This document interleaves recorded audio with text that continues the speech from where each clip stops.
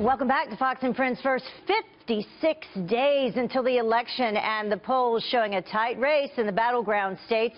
A recent CBS News poll showing Hillary Clinton with a 7-point lead over Donald Trump in the key states, specifically of Ohio.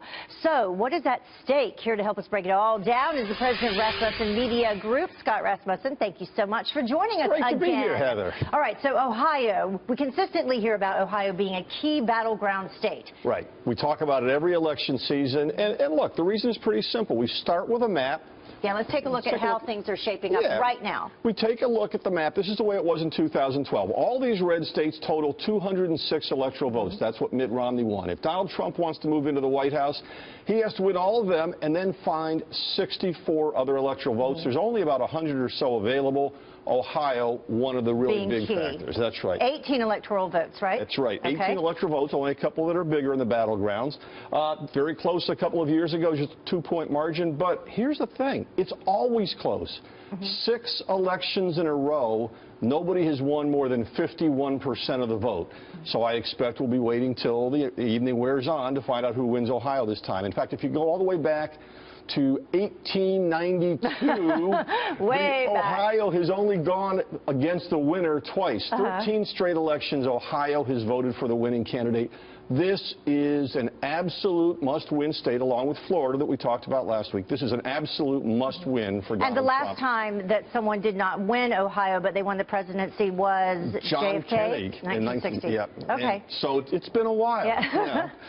And what we'll talk about in Ohio is the key to winning. Key to winning is turnout, like it is everywhere. Right? And no matter how we look at it, no matter what we end up doing, it's who's going to show up and vote. There was a huge African-American turnout in 2012. And even though a large percentage showed up in 2012, Obama still won by only 2%. Only 2%, and 15% of the vote was African-American in that election. Thing to watch for on election night will be this area, Cleveland, Cuyahoga County. This is a place where Barack Obama built up his margin. Mitt Romney won the rest of the state the last time. So if turnout is down in that area, that's good news for Donald Trump. The other thing we're going to look for is in this part of the state, which is, you know, what Bill Clinton referred to as those coal people. It's people who are feeling disaffected by the economy. He needs to get turnout higher among white voters in that area. And it's not just the turnout. Mitt Romney won 57% of the white vote 4 years ago. Perhaps Donald Trump can add a few points to that. Well, he did very well in this area, specifically when dealing with trade issues during the primaries. In the primaries, Donald Trump did. Yeah, this is an area. So turnout, always the key, especially in a race where it's very, very close. Okay.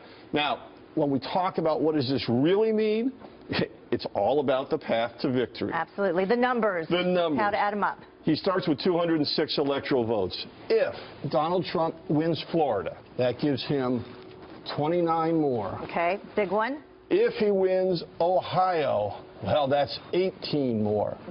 And if you do the math, it's pretty simple. He starts with 206. Starting with 206 if he wins all of these states. All of the red states. Okay. And then if he has the 29 and the 29, let's go, there's the 9 and the 18 more, well, that would bring Trump to a total of 253 electoral college votes, 17 short of the magic number. There's only a couple of paths to get there, but let's be clear. He cannot win the White House unless he first wins Florida and Ohio. Next week, we're going to be talking about one of the states that could get him over the top, and that's right here. Pennsylvania has 20 electoral college votes. That's a tough state for Republicans. So these 3 states definitely key for him, and voter turnout being the key. Voter turnout is the key. Florida and Ohio must wins. Okay. Pennsylvania could put him over the top. All right. Thank you so much, Scott. Well, there you have it. A little math lesson for you before you even leave the house today. Didn't know you were going to have to do that, did you?